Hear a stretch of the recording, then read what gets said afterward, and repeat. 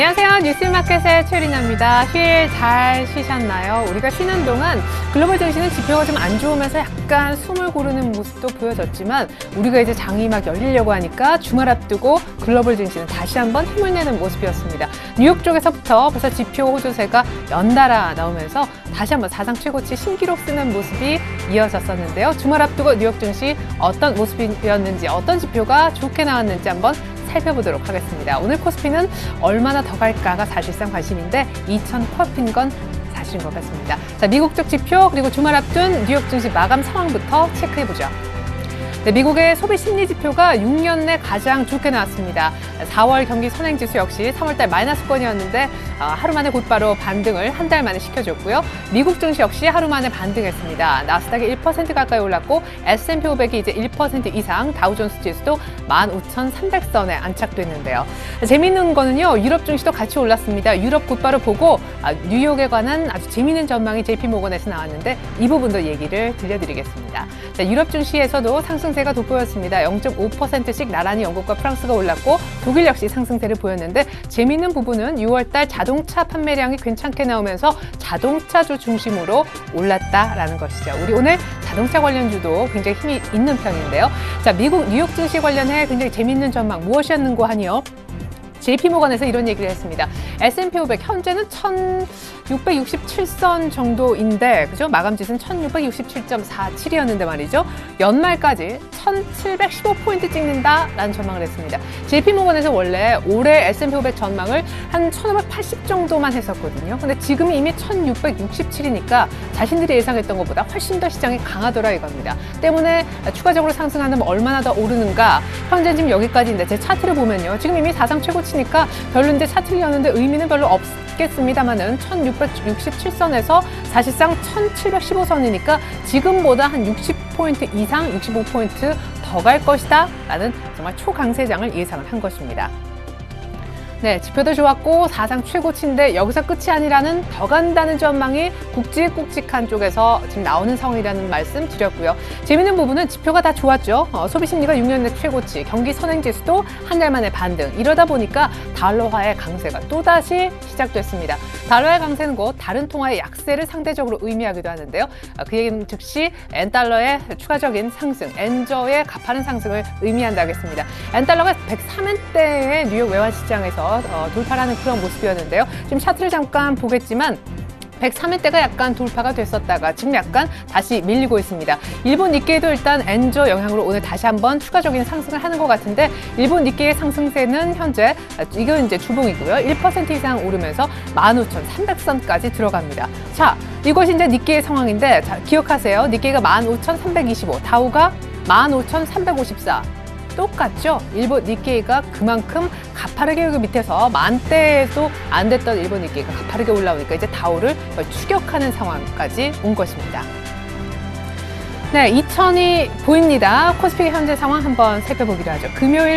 목요일 날 휴일 이전에 급등했었던 코스피. 오늘은 추가적인 상승을 합니다. 3포인트 정도밖에 오르지 않지만 급등했던 것을 감안해 보면 밀리지 않는 것은 괜찮아 보입니다. 뉴욕 증시 사상 최고치, 글로벌 증시 잘 가는데 오늘도 역시 동참하는 분위기인데요. 자, 분봉상 보시겠는데 시가가 1,990이었습니다. 약간 좀 밀리면서 상승폭이 약간 줄었었고 이 구간에서 1,980선대 한 초중반 하락 전환하기도 했었거든요. 근데 곧바로 상승 전환 시키면서 지금 시가 부근 거의 다 왔고요. 1,990 라인 정도 계속해서 유지하려고 합니다. 수급 한번 보여드리죠. 이제 목요일 날 프로그램 중심으로 수급이 굉장히 많이 들어왔었단 말이에요. 외국인 3,000억, 기관 2,000억 하지만 거의 다 비책 중심으로 프로그램, 기계적인 매수. 이 정도 되면 매수가 체결되도록 해놨었는데 그것이 이제 그대로 맞아떨어지면서 시장을 끌어올린 것이고요. 오늘은 기관의 매물이 좀 나오고요. 외국인들은 현물은 계속해서 매수를 해주고 있습니다. 외국인들 선물 쪽 매수가 굉장히 강력했던 목요일임을 감안했을 때 오늘 선물의 움직임을 잠깐 보고자 합니다. 오늘 외국인이 한 2,000계약 넘게 선물 쪽에 매도를 치고 있죠. 현물은 다행스럽게도 계속해서 매수이긴 한데요. 자, 일별 현황을 보여드립니다. 6,000계약 넘게 매수가 들어오고 이것이 이제 비차익 중심으로 사실상 들어오다 보니 현물 쪽에 3,000억 잡히는 것도 사실상 거의 프로그램 매매였다고 볼 수 있겠는데 오늘 프로그램은요 1,000억 정도 오히려 매도가 나가고 있네요. 네, 외국인 차익 비차익 쪽으로도 약간의 매물을 내보내고 있습니다만 일단 목요일에 급등한 것에 비해서 외국인 선물 쪽 매도가 나가지만 현물 쪽의 매수세가 약하지만 이어지고 있는 점 나쁘지는 않아 보입니다. 네, 이번에는 코스닥의 흐름 한번 짚어보겠습니다. 지난주 후반까지 약간 이틀 연속 반등을 했다고는 하지만 지난주 목요일 사실상 미미한 강보합세 정도의 반등이었었죠. 오늘도 강보합세 정도 1포인트밖에 오르지 않습니다. 이거 사흘 연속 반등이라 하기엔 너무 미약하고 사실상 지난주 목요일 그리고 한 주가 바뀌었지만 오늘까지도 좀 조용한 흐름이 이어지고 있다라고 이해하시면 좋겠습니다. 코스닥의 수급인데요. 코스닥에 오늘 기관이 돌아왔는지가 관건이죠. 네, 지난주 내내 코스닥은 사실상 정체, 주간 단위로도 정체였었는데 오늘 기관이 돌아왔습니다. 얼마 만인지 아세요? 잠시 후에 보여드리겠고 확실히 오래간만이긴 합니다. 외국인은 샀고요. 개인 반대로 팝니다. 자, 오늘 이제 코스닥에는 오래간만에 쌍끌이 수급이 이렇게 만들어졌는데 기관이 굉장히 오래간만에 사는 거다 이거죠. 자, 기관은 오늘 코스닥을 얼마 만에 과연 사는 것일까요? 1, 2, 3, 4, 5, 6, 7. 거래일수로 7거래일 만에 사실상 5월이 여기서부터 시작이 됐었는데 그죠? 5월 들어서 한 2번 정도 찔끔 한 번은 좀 강하게 샀네요. 그 이후에 계속 팔았다가 오늘 다시 조금 찔끔 시작했습니다. 그래도 기관 돌아와서 굉장히 반갑네요. 네, 이번엔 원달러 환율의 움직임을 좀 보고자 합니다. 자, 우리가 엔달러가 100엔대 돌파했을 때요. 달러화가 강세를 보였는데 그 배경은 뭐였죠? 예, 주간 실업수당 청구 건수가 굉장히 많이 적게 나왔다라고 해서 미국 지표 호전 소식에 달러화가 강세를 띄웠고 그 강달러 때문에 엔저가 동시에 시작되면서 엔달러가 100엔대를 기록적으로 돌파를 했었죠. 주말에 있었던 분위기도 비슷합니다. 역시 미국의 지표 두 개가 다 좋았고 강달러가 다시 진행되고 엔저는 다시 진행되면서 103엔대를 이제 돌파를 했었었는데 오늘 때문에 원달러 환율은 상승이 예상됐었습니다. 그리고 또 하나의 재료가 있었죠. 북한이 우리가 쉬는 동안 이렇게 사실 황금 연휴 때 좀 기습적인 측면도 있었습니다. 단거리 미사일을 2발 연속으로 쏘았었는데요. 오늘 원달러 환율은 자연스럽게 올라갑니다. 하지만 상승폭은 크지 않습니다. 오늘 원달러 환율 분봉을 잠깐 보실 수 있으면 저희가 좀 체크를 해드리겠는데요. 시가에서 이제 1,120원을 만들었었거든요. 그러다가 이제 상승폭이 조금 준 것입니다. 1,119원 정도, 지금 2원 60전 정도밖에 오르지 않는데 계장가는 1,120원 거의 맞닿았었죠. 급등했다가 상승폭은 어느 정도 줄어들고 있습니다. 네, 이번 주 이제 BOJ 회의도 예정이 돼 있고 하기 때문에 엔달러 환율 흐름도 계속해서 주시하셔야 되겠는데 맨 말미에 저희가 환율 얘기는 다시 한번 드릴 기회가 있을 것 같습니다. 자, 이어서 특징주 한번 보고자 합니다. 오늘 급하게 밀리는 종목이 있습니다. 시장에 거의 1,990, 2,000을 보고 있는데도 밀리는 종목 바로 STX 그룹주가 되겠습니다. STX 그룹주 사실상 이제 강덕수 회장의 사제 출연이 정말 이루어지는 것이냐 관심이 굉장히 큰데요. 압박도 계속 이어지고 있는 가운데 오늘 지주에서 STX가 7% 넘게 펜오션이 가장 많이 밀리죠. 가장 많이 밀리는 데는 원인이 있을 것입니다. 바로 STX 펜오션에 관해 우리가 사기가 조금 어렵겠다라는 사는 측의 어떤 코멘트가 있었습니다. 주말에 사는에서 매각이 사실상 힘들다. 우리가 펜오션을 사주기가 좀 어렵겠다라고 얘기를 하면서 이게 이제 팔리고 해야 현금도 확보하고 좀 이제 재무구조가 그나마 좀 괜찮아질 텐데 유동성이요. STX 그룹주는 오늘 또 한 번의 위기를 맞습니다. STX 펜오션은 지금 차트 보지 않아도 신저가 찍고 있는 모습이고요. 낙폭도 쉽게 줄어들지 않습니다. 어디 하늘에서 갑자기 돈벼락이 떨어지지 않는 한요. 자, 그 다음에 이제 자동차 관련주 모습 보시겠는데 오늘 의외로요. 현대차, 기아차, 모비스를 언급할 것이 아니라 제가 쌍용차를 준비했습니다. 상승폭 보세요. 10% 넘어가죠. 지금 8,000원대에 들어가고 있습니다. 쌍용차는 지금요 어떤 종목보다도 강한 흐름입니다. 제가 이제 주가 상승률 기준으로 정리를 다시 한번 시켜보더라도 지금 10%나 넘게 오르고 있는데 이유는 하나입니다. 이교대하면서 국내 생산량도 많이 늘어났는데요. 앞으로 신차 판매에 대한 기대감까지 나왔습니다. 일본 마힌드라 쪽에서도 투자를 한 쌍용차인데 차트 잠깐 보시죠. 5월 달에만 이게 거의 원형 바닥형으로 이렇게까지 올라갔습니다. 오늘 사실상 13.49% 상한가 한번 가려고 했다가 약간 밀리면서 지금 10% 이상 상승하고 있는데 5월달 상승률만 봐도요. 쌍용차는 아유 얼마나 밀렸으면 쬐끄맣게 나오네요. 이래도 35%나 오른 쌍용차라는 것을 5월달에 확인이 가능합니다. 쌍용차뿐만 아니라 오늘 자동차 관련주 전반적으로 분위기가 괜찮습니다. 103엔대 돌파했다고는 하지만 우리 도쿄 외환시장 이쪽으로 넘어와서는 아시아 외환시장에서는 약간 엔저가 주춤하는 그런 모습도 분명 일조할 텐데요. 타이어주가 강세입니다. 무엇보다 지난주 타이어의 포문을 열었던 종목 누구죠? 넥센 타이어입니다. 넥센 타이어가 지난주에 미쓰비시하고 공급 계약 체결하면서 한번 급등을 했었습니다. 오늘도 추가적인 상승 흐름. 오늘 타이어주가 전반적으로 다 좋은데요. 넥센 타이어의 차트를 제가 열어봤습니다. 이것이 이제 지난주 넥센 타이어의 급등 모습이죠. 지난주 화요일 날 12% 급등했을 때 미쓰비시와의 공급 계약 체결 내용이 나왔고요. 이때 이제 미쓰비시 CUV 쪽에 이제 신규로 타이어를 공급한다라는 얘기가 있었습니다. 기관의 매수가 폭발적으로 들어왔고 약간 주춤했었지만 주 후반에 오늘 다시 갭상하면서 5%대나 급등했습니다. 저희 출발 증시 와이드 시간에 강정호 부장님이 오늘 시초가 공략주로 제시하기도 했었던 넥센 타이어였는데 하루 만에 4% 이상 수익이 나는 그런 구조로 돌아가고 있습니다. 나머지 다른 타이어 관련주들도요. 한국 타이어 같은 경우에도 원자재 값이 내려가기 때문에 수익성 개선이 기대된다 등 좋은 리포트가 증권사별로 쏟아지고 있는 그런 상황이라 하겠습니다. 자, 이번에 자동차 관련 타이어는 아니지만 또 이제 좀 주목해볼 만한 종목이 있어서 추가로 준비를 해봤는데요. 코라오 홀딩스입니다. 코라오 홀딩스와 뉴인텍 먼저 말씀드리면요. 수소차 관련해서 이제 현대차 인버터용 콘덴서를 공급을 하고 있는데 이제 현대차가 미국과의 수소차 개발하는데 뭔가 이제 가시적인 성과를 냈다라는 소식에 뉴인텍이 오늘 급등하는 양상이고 상승폭은 약간 줄어 있습니다만 괜찮습니다. 코라오 홀딩스는 신고가예요. 코라오 홀딩스도 차트를 좀 열어보죠. 아주 예전부터 이 종목은 추세가 굉장히 좋았던 그런 종목으로 압니다만 아직까지도 그 추세가 여전하다라는 말씀을 다시 한번 드리고자 합니다. 오늘 신고가인데 역시 갭을 동반한 그런 신고가가 되겠죠. 이 차는요 사실 인도 이런 동남아 지역에서 오토바이도 팔고 이런 회사가 되겠는데 자체적으로 만든 그런 신차가 2분기부터 나온다라는 그런 기대감이 있습니다. 사실상 앞서 말씀드렸던 넥센 타이어 등 타이어주 그리고 사실상 완성차 빅3 가운데는 모비스를 탑픽으로 해서요. 자동차 관련주 가운데 시장에서는 엔저 우려 얘기를 많이 하지만 2분기부터 턴어라운드 되는 그런 종목들이 굉장히 많이 포진해 있습니다. 코라오 홀딩스 역시도 원래 추세가 워낙 좋았지만 2분기부터 자체적으로 만든 그런 신차에 대한 판매 기대감까지 나오면서 오늘 신고가를 친 것으로 분석이 됩니다. 자, 그리고 이제 그 밖에 원래 강했던 종목에는 오늘 기록적으로 더 추가 상승을 하는 그런 종목들 있습니다. NHN부터 시작을 해야 될 것 같아요. NHN 지난주 목요일 날 정말 난리도 아니었죠. 정부의 어떤 공정에 관련된 규제 이런 거에도 불구하고 공정위 조사 나와도 NHN은 갔습니다. 무려 8%나 급등을 했었는데 외국인들 쓸어 담았었죠. 오늘 추가적인 상승이 보여집니다. 31만 8,500원.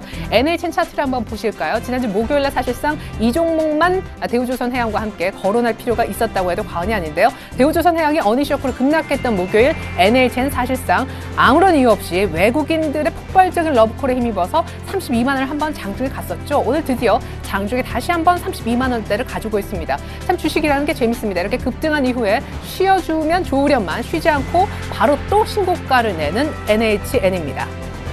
뱅가드 물량도 어느 정도 해소를 했고 외국인들 못 말리는 매수세 무엇보다 그 뒤에 라인의 성장성이 기다리고 있다는 것이죠. 그 다음에요. 오늘 SK 하이닉스가 기록을 내는 날입니다. 얼마로 시작하죠? 3. 이 3자를 보기 위해서 얼마나 많은 분들이 울었는지 모르겠습니다. SK 하이닉스의 차트를 잠깐 열어볼게요. 드디어 오늘 3만 원이 돌파가 되는 날인데 굉장히 강하게 갭상승으로 이제 돌파가 되고 있습니다. 무엇보다 이제 2분기에 대한 기대감이 있죠. 이 구간 내에서 사실상 박스권이었는데 기관이 계속 매집했습니다만 기관이 매집한 것 치고 3만 원을 가지 못했었습니다. 1분기 어닝 서프라이즈였는데도 전후에서 3만 원을 못 가더니만 드디어 이제 1분기 실적 시즌이 거의 다 끝날 무렵 사실상 5월 중후반에 SK 하이닉스가 3만 원대를 시가부터 가주었습니다. 당연히 신고가가 되겠죠. 네, 재밌는 건 SK텔레콤도 오늘 반등합니다. 4거래일 만에 반등인데 제가 이제 한 5일선 정도에 한번 1차 매수 정도 사인을 같이 한번 공유했던 기억이 납니다. 근데 SK텔레콤만이 오늘 KT 그리고 LG U+와는 다르게 반등을 해주고 있는데 사실상 5일선을 지금 살려내는 그런 반등이라서 의미가 있어 보입니다. 이것이 이제 SK텔레콤의 차트가 되겠는데 신고가 이후에 여기서 이제 고가 23만 원대 사신 분들 조금 안타깝겠고요. 때문에 추격 매수는 안 된다고 말씀드렸었죠. 5일선에 한번 닿았을 때 물론 이때 1차 매수가 되신 분들도 계실 테고 이때도 조금 더 밀렸을 텐데 이때는 이제 기다려야죠. 지지를 기다려야 되는데 이때 오늘 드디어 사실상 이 가격이 지지받았다고도 볼 수가 있겠습니다. 오늘 곧바로 반등을 줬으니까요. 오늘 한번 슬쩍 약간 더 잡을 수도 있는 날이네요. 네, 나머지 특징주 가운데 우리 생활 주변에 뭔가 쉽게 볼 수 있는데 아주 주가 흐름도 좋은 종목들이 있습니다. 밥솥, 리움쿠첸. 중국 사람들이 요즘에 이거 우리나라 오면 밥솥 싸간다 그러잖아요. 리움쿠첸 오늘만 사실상 상한가 들어갔었거든요. 이 차트도 잠시 후에 한번 열어보겠고요. 놀라운 차트입니다. 5,000원대 하는 종목인데 이 밥솥 주가가 오늘 신고가고요. 위닉스, 제습기하는 저희 아파트에도 그 지하 주차장 들어가는데 보니까 이거를 돌리고 있더라고요. 이제 뭐 장마 시작되면 이 위닉스가 굉장히 많이 팔리겠죠. 최근에 뭐 제습기 놓는 곳들이 많아지고 있다고 하는데 이것도 이제 주가가 굉장히 좋고요. 차트를 열어보겠습니다. 지금 2% 정도 상승밖에 안 돼 보이지만 코웨이, 비대하는 쪽, 물론 이제 정수기 사업도 렌탈 사업도 하긴 하지만요.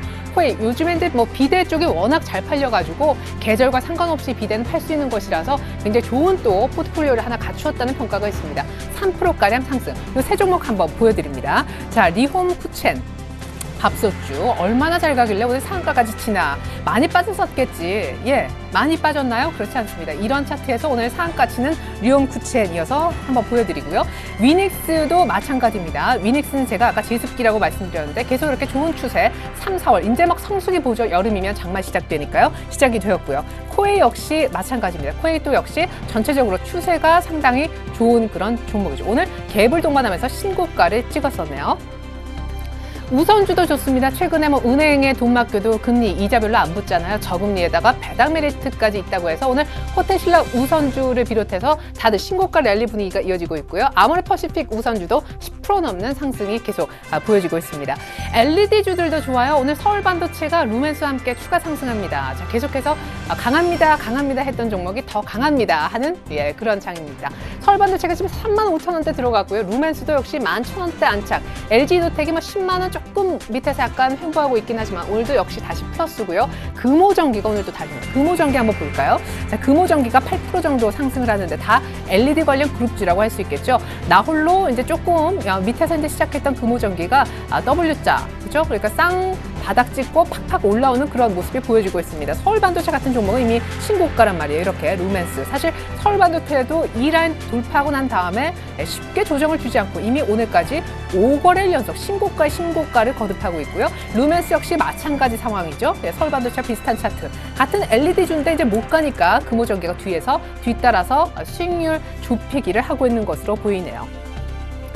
오늘 차바이오엔도 좋습니다. 사실 지난주 목요일에 분할 얘기 나오면서 한가 뭐 근처까지 12% 넘게 급락을 했었었는데 오늘 반등을 줍니다. 근데 조금 제한적인 반등이었다가 반등폭이 커지고 있습니다. 병원 산업 쪽에 매각은 없을 것이다 라고 이제 회사 측에서 안심의 어떤 그 코멘트를 날린 덕분이 되겠는데요. 차바이오엔은 조금 더 일단은 지켜봐야 될 것 같습니다. 일단은 오늘 반등 주고 있고요. IT 중소형주 가운데 실적을 전후로 해서 오늘 또 크게 흔들림이 나오는 것 같습니다. 가장 안 좋은 것은 바로 멜파스죠. 터치칩 만드는 멜파스가 오늘 적자 전환, 흑자 전환이 가장 좋은 것이고요. 그죠? 흑자를 계속 유지하는 거, 뭐 흑자 폭을 논하는 것보다 적자였는데 흑자로 가는 것. 요거 이제 가장 좋은 주가 상승률을 보일 수 있는 케이스고 실적 관련해서요. 반대로 적자 전환 제일 안 좋은 케이스죠. 그나마 이제 돈을 좀 버나 했는데 돈을 못 벌고 있다라는 소식입니다. 멜파스 오늘 7%가량 급락을 하는데 그나마 다행인 것은 약간의 밑꼬리가 달리고 있습니다만 조금 더 지켜볼 부분이고요. AP 시스템은 실적이 좀 괜찮아서 추세 이탈했다가 지금 조금 살려주고 있습니다. AP 시스템 오늘 실적 나왔고요. SFA는 뭐 좀 밀리지 않느냐 하시겠지만 나중에 한번 차트 열어보십시오. 신고가 이후에 약간의 밀림이 있는 것입니다. 지난주 목요일 날 실적을 공개했거든요. 실적 공개 이후에 사실상 한번 신고가를 찍었고요. KH바텍 와 4.7%. KH바텍 서울반도체 잊지 마십시오. KH바텍 한번 열어볼까요? 네, 이거 뭐 휴대폰 케이스로 제가 말씀을 드렸던 기억이 나는데요. 이런 종목들이 이렇게 4% 갔던 종목들이 더 가고 이런 분위기가 오늘도 역시 이런 종목에도 이어지고 있네요. 그리고 북한 미사일 발사했잖아요. 방산주 흐름도 마지막으로 준비해봤습니다. 북한이 이제 2개의 단거리 미사일을 연속해서 발사를 했는데 지금 빅텍이 6.7%, 스펠코가 한 9% 정도.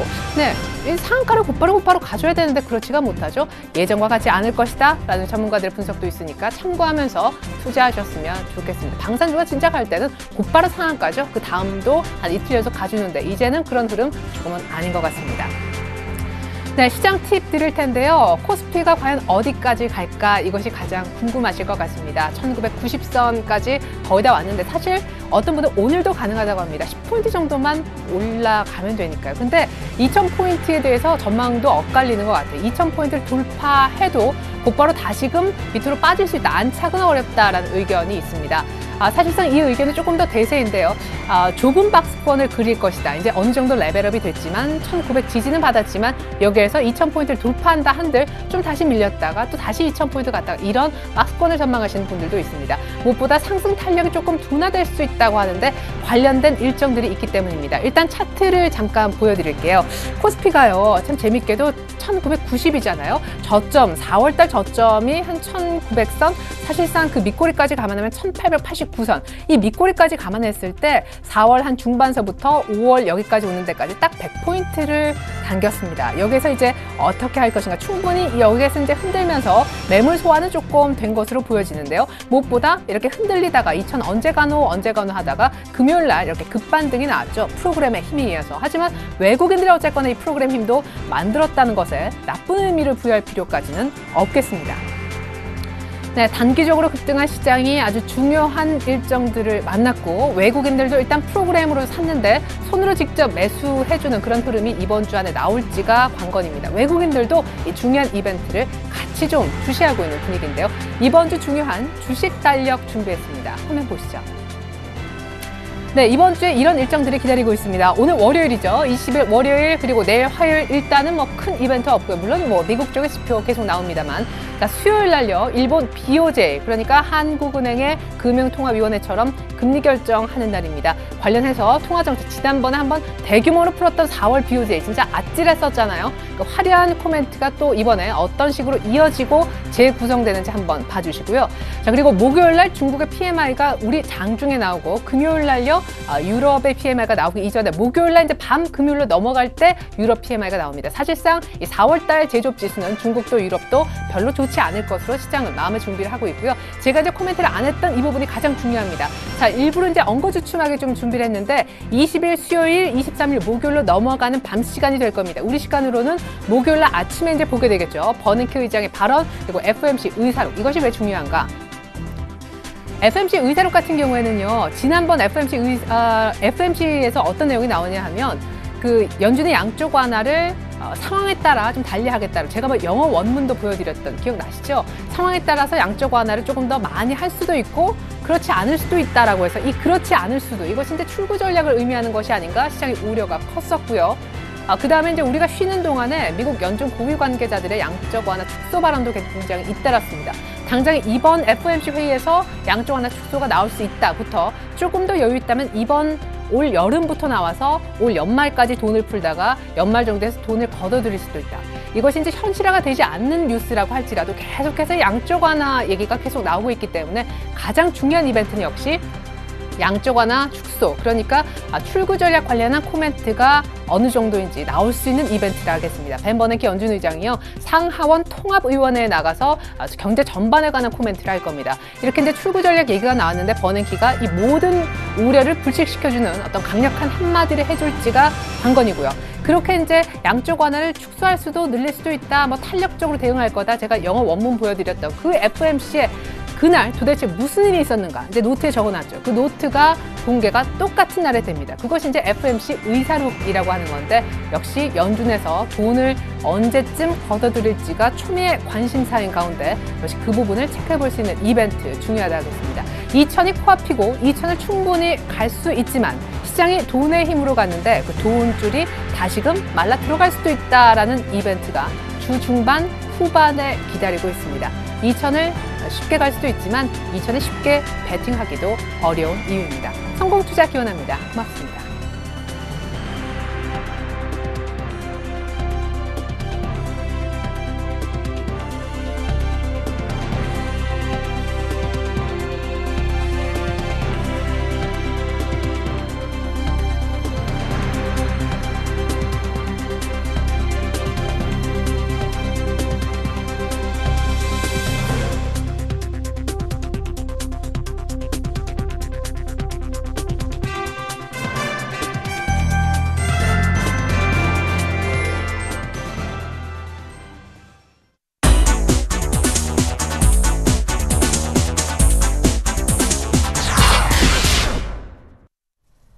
안녕하십니까. 5월 20일 뉴스인마켓입니다.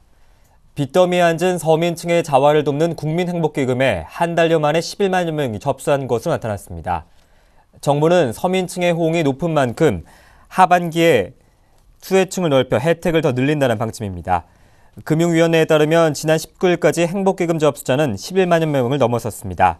지난달 20일부터 30일까지 진행된 가접수에만 9만 4천여 명이 몰렸고 지난 1일부터 시작된 본접수에는 2만여 명이 신청했습니다. 이 같은 추세라면 정부가 당초 예상했던 수혜자 32만 명을 훌쩍 넘어서 최대 70만 명에 이를 것으로 보입니다. 올 하반기에는 행복기금 수혜층이 더 늘어날 전망입니다. 정부는 미소금융이나 햇살론, 세희망 홀씨 등을 통해 대출을 받았다가 연체한 서민에게도 혜택을 주는 방안을 추진 중입니다. 경기 불황 장기화로 폐업이 속출하면서 전체 취업자 중 자영업자가 차지하는 비중이 사상 최저 수준까지 떨어졌습니다. 통계청에 따르면 4월 말 현재 취업자 중 자영업자는 571만 6천 명으로 전체 취업자 2,510만 3천 명 중 22.8%를 차지했습니다. 이는 관련 통계가 나오기 시작한 1983년 이후 30년 이래 가장 낮은 것입니다. 자영업자 비율은 1988년 30%대가 처음으로 붕괴된 이후 20% 후반대를 오르내리다가 2008년 금융위기를 기점으로 곤두박질하기 시작했습니다. 전체 취업자 중 자영업자 수는 1983명 3명 중 1명에서 올해 5명 중 1명꼴로 줄었습니다. 신규 취업자 수가 지난해 같은 기간보다 34만 5천 명 늘어나 반짝 증가세를 기록한 올 4월에도 자영업자 수는 9만 명이나 줄었습니다. 건설 경기 침체 여파로 중소형 건설사뿐만 아니라 대형 건설사들마저 대규모 적자를 낸 것으로 나타났습니다.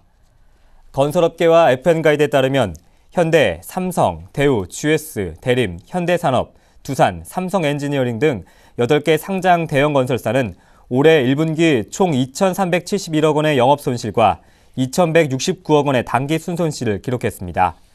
비상장사인 시공능력 9위 SK건설 실적까지 합치면 9개 대형 건설사의 올해 1분기 영업손실과 순손실은 각각 4,809억 원, 3,936억 원에 달합니다.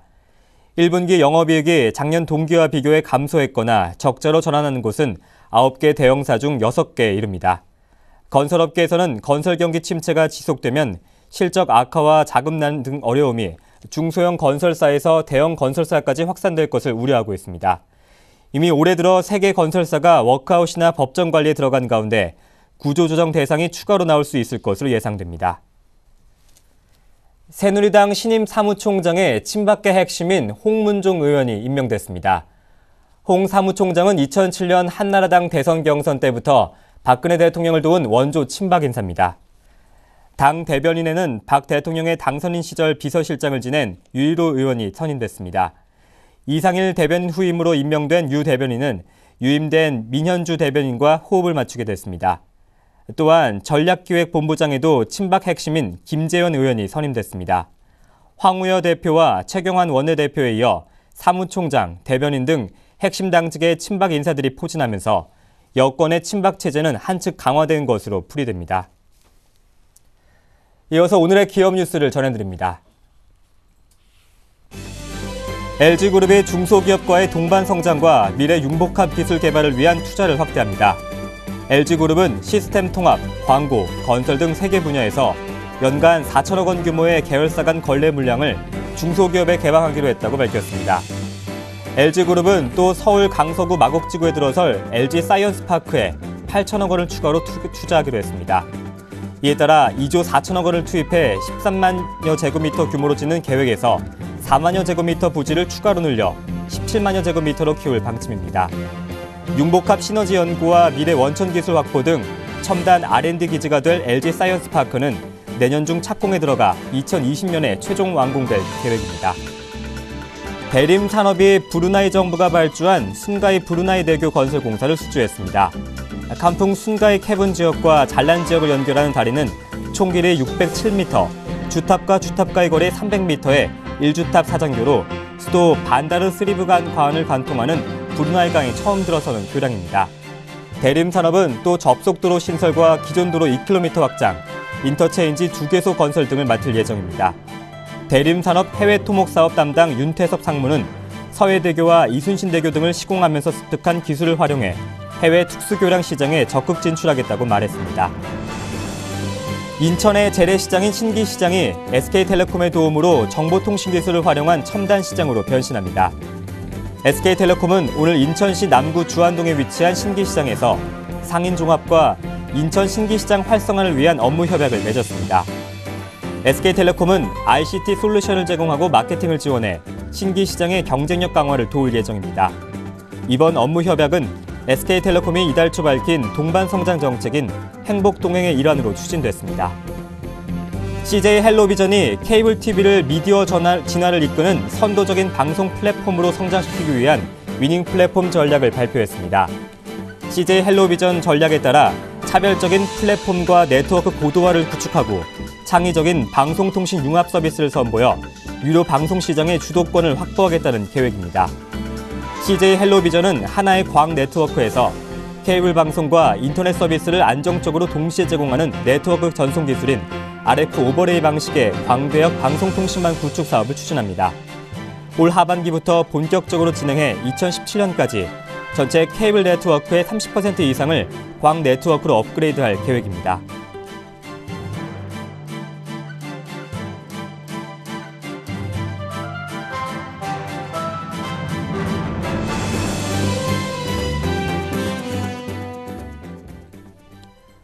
(5월 20일) 뉴스이마켓이었습니다. 고맙습니다.